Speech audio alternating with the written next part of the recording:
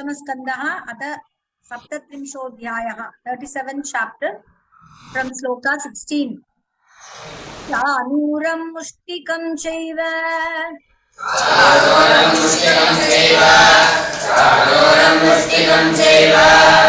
मल्लान् अन्यांश्च हस्तिनम्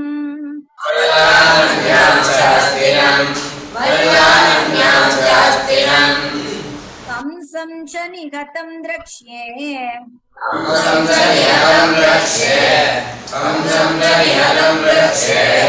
परश्वो हनिते विभो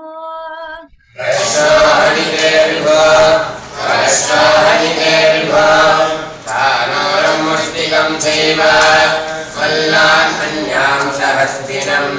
कंसं च निहतं द्रक्ष्ये परश्वो हनिते विभो तस्यानुशङ्कयवन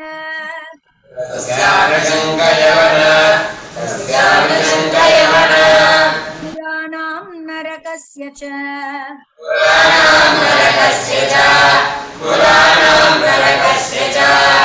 पारिजातापहरणम्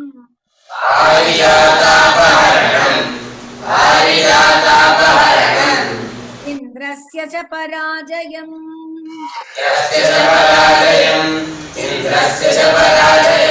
तस्यानुशङ्कयवन पुराणां नरकस्य च पारिजातापहरणम् इन्द्रस्य च पराजयम्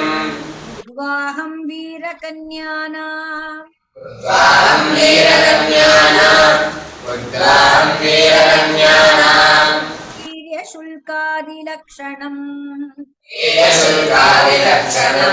वीर्यशुल्कादिलक्षणम् मृगस्य मोक्षणं पापात्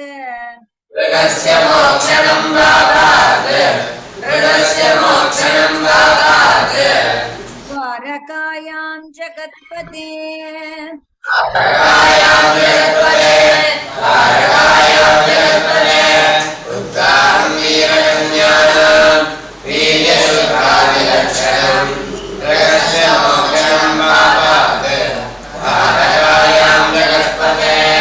यमन्तकस्य च मणेः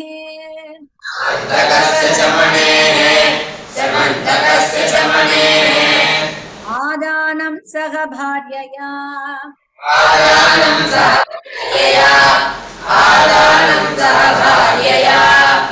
पुत्रप्रदानं च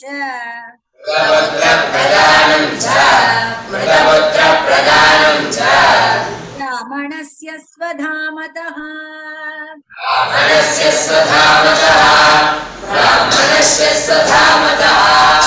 यमन्तकस्य च मणेः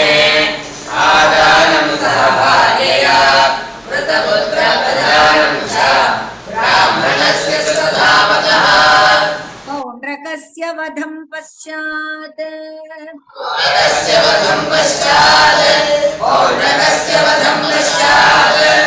काशीपुर्याश्च दीपनम्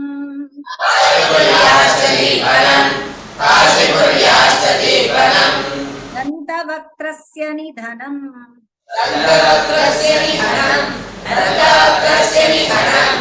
चैद्यस्य च महाक्रतौ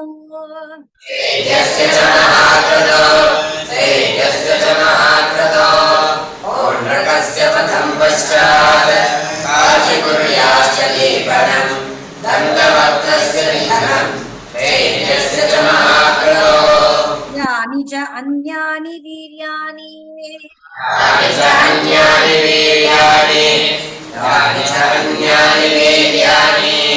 द्वारकाम् आवसन् भवान्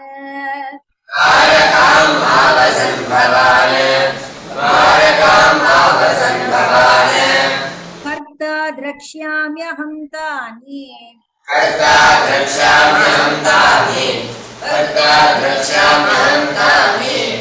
गेयानि कविभिर्भुवि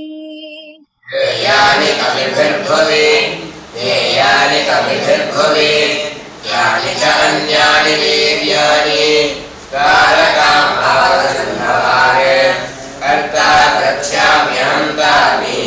गेयानि कविभिर्भुवि अथ ते कालरूपस्य अथे कालरूपस्य अथे कालरूपस्य चपयिष्योरमुष्यवै चपयिष्योरमुष्यवै चपयिष्योरमुष्यवै अक्षौहिणीनां निधनम् अक्षोहिणीनां निधनम् अक्षोहिणीनां निधनम् रक्ष्यामि अर्जुन सारथेः रक्ष्यामि अर्जुन सारथे रक्ष्यामि अर्जुन सारथे अथ ते कालरूपस्य चपयिष्योरमुष्यवै अक्षोहिणीनां निधनम् रक्ष्यामि अर्जुन सारथे विशुद्धविज्ञानघनं स्वसंस्थया विशुद्धविज्ञानघनं स्वसंस्थया विशुद्धविज्ञानघनं स्वसंस्थया समाप्तसर्वार्थममोघवाञ्छितम् सर्वार्थममोघवाञ्छितम् समाप्तसर्वार्थममोघवाञ्छितम् स्वतेजसा नित्यनिवृत्तमाया गुणप्रवाहं भगवन्तमीमहि स्वतेजसा नित्यनिवृत्तमाया गुणप्रवाहं भगवन्तमीमहि स्वतेजसा नित्यनिवृत्तमाया गुणप्रवाहं भगवन्तमीमहि शुद्धविज्ञानघनं स्वसंस्थया समाप्तसर्वार्थममोघवाञ्छितम् स्वतेजसा नित्यनिवृत्तमाया गुणप्रवाहं भगवन्तमीमहि स्वामीश्वरं स्वाश्रयमात्ममायया स्वामीश्वरं स्वाश्रयमात्ममायया स्वामीश्वरं स्वाश्रयमात्ममायया विनिर्मित अशेषविशेषकल्पनम् अशेषविशेषकल्पनं विनिर्मित अशेषविशेषकल्पनम् क्रीडार्थमध्यात्मनुष्यविग्रहम् क्रीडार्थमध्यात्ममनुष्यविग्रहम् क्रीडार्थमध्यात्ममनुष्यविग्रहम् नतोऽस्मि दुर्यं यदुवृष्टिसात्वताम् नतोऽस्मिधुर्यं यदुवृष्टिसात्वता नतोऽस्मिधुर्यं यदुवृष्टिसात्वता स्वामीश्वरं स्वाश्रयमात्ममायया विनिर्मित अशेषविशेषकल्पनम् क्रीडार्थमध्यात्ममनुष्यविग्रहम् नतोऽस्मिधुर्यं यदुवृष्टिसात्वताम् श्रीशुक उवाच श्रीशुकोवाच एवं यदुपतिं कृष्णम् एवं यदुपतिं कृष्णम् भागवतः प्रवरो मुनिः भागवतप्रवरो मुनिः प्रणिपत्य अभ्यनुज्ञातः प्रणिपत्य अभ्यनुज्ञातः यो तद्धर्शनोत्सवः यो तद्धर्शनोत्सवः श्रीशुक उवाच एवं यदुपतिं कृष्णम् भागवतप्रवरो मुनिः प्रणिपत्य अभ्यनुज्ञातः यो तद्धर्शनोत्सवः भगवानपि गोविन्दः भगवानपि गोविन्दः हत्वा केशिनमाहवे हत्वा केशिनमाहवे पशून् पालयत्पालैः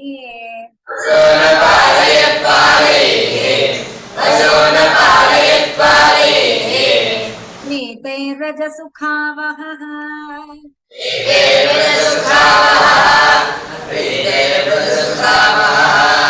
भगवानपि गोविन्दः हत्वा केशिनमाहवे पशून् पालयत्पालैः प्रीतैर्व्रजसुखावहः एकदा ते पशून् पालाः एकदा ते पशून् पालाः चारयन्तो अद्रिसानुषु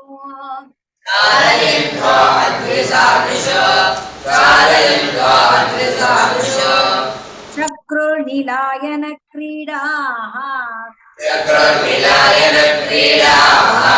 चक्रोन्मिलायन क्रीडाः शोरपालापदेशतः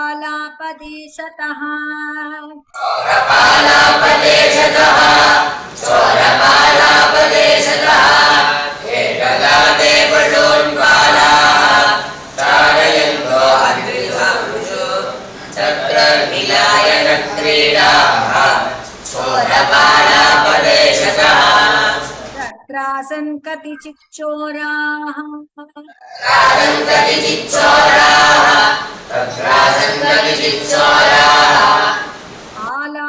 कतिचिन्नृप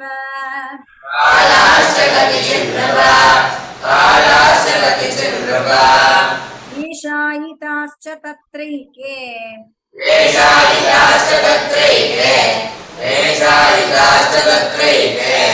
इजह्रुः अकुतो भयाः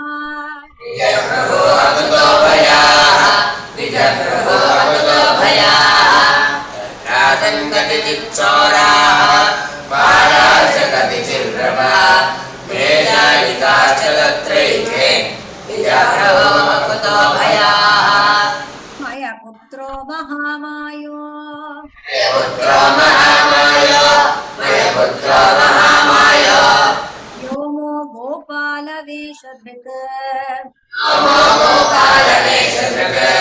व्योमो गोपालवेषधृक् येषायितान् अपोवाह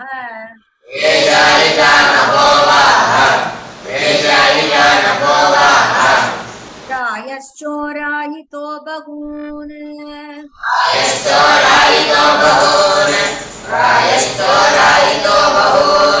मयपुत्रो महामायो व्योमो गोपालवेषधृक् वेषायितानपोवाः प्रायश्चोरायितो बहून् गिरिदर्या विनिक्षिप्य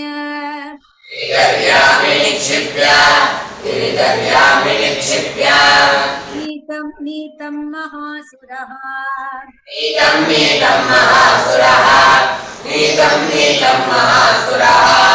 विलयापि दधे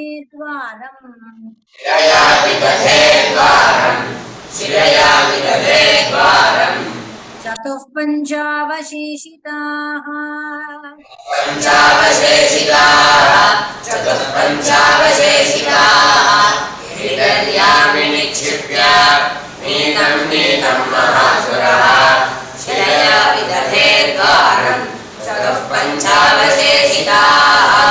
तस्य तत्कर्म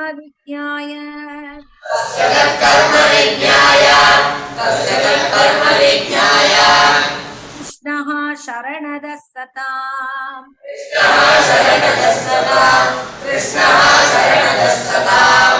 गोपान्नयन्तं जग्राह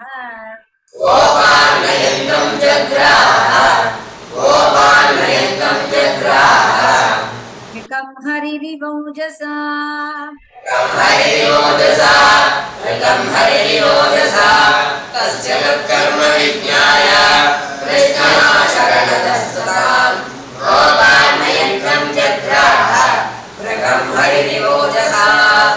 स निजं रूपमास्थाय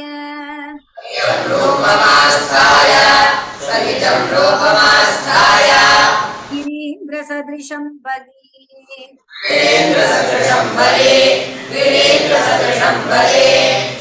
षन् विमोक्तुमात्मानम्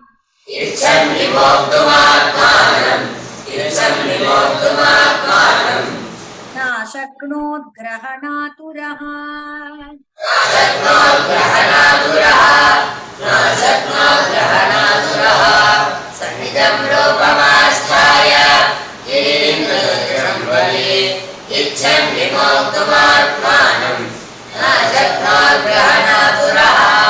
तं निगृह्य अच्युतो दोर्भ्याम्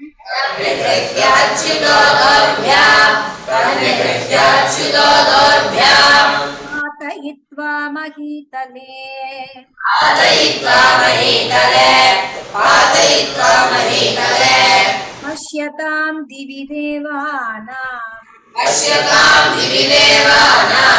पश्यतां दिवि देवानां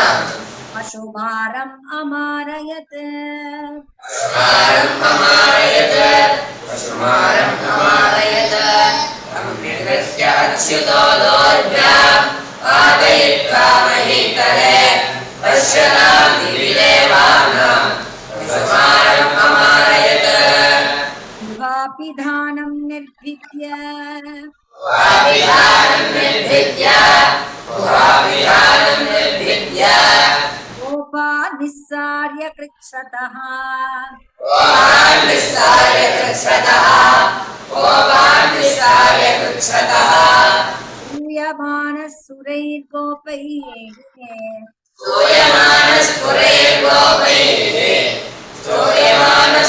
स्तूयमानस्फुरैर्गोपैः प्रविवेशस्व गोकुलम्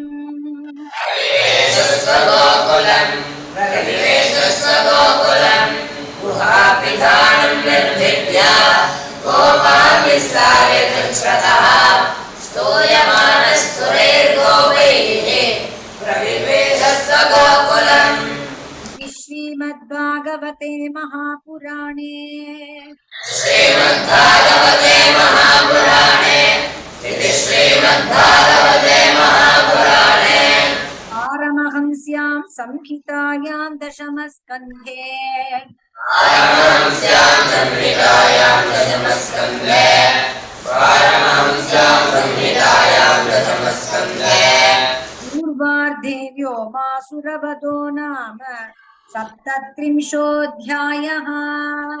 पूर्वार्धे व्योमासुरवधो नाम सप्तत्रिंशोऽध्यायः पूर्वार्धे व्योमासुरवधो नाम सप्तत्रिंशोऽध्यायः इति श्री